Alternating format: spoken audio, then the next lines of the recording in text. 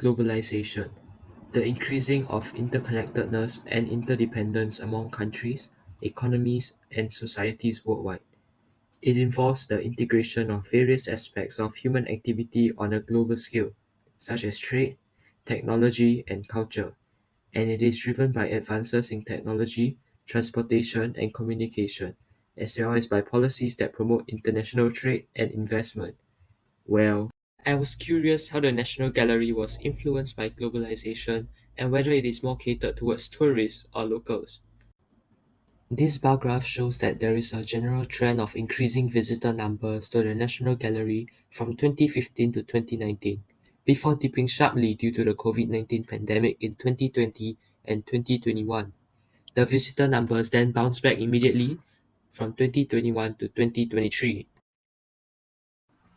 Globalization fosters the exchange of architectural ideas, styles, and best practices worldwide through processes such as facilitating collaborations among architects and designers from different countries.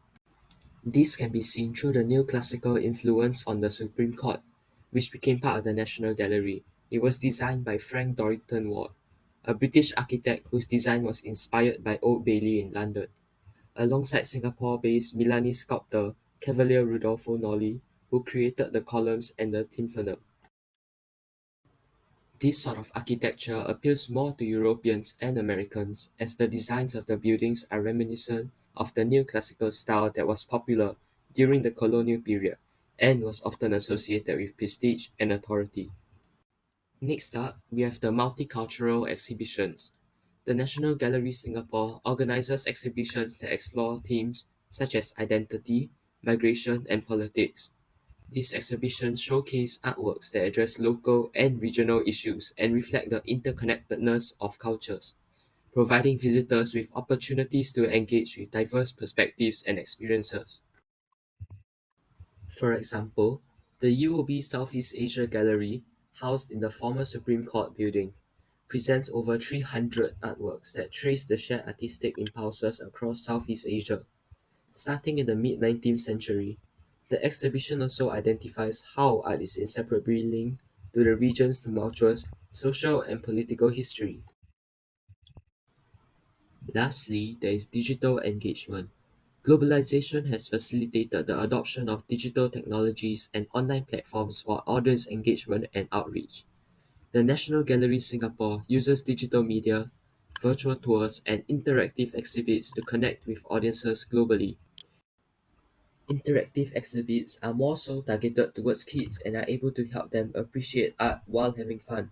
For example, you can see from this video a kids exhibit where you are able to use your hands to form shadows on the screen or play with the blocks there.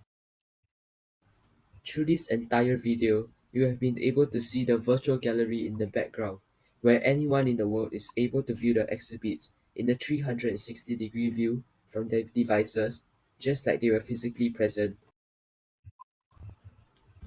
Overall, globalization has transformed the National Gallery into a rapidly evolving institution that celebrates cultural diversity through the exhibits and architecture, while being able to engage with audiences worldwide, which will hence cater to tourists, particularly from those countries which are able to experience a semblance of their own culture while in Singapore.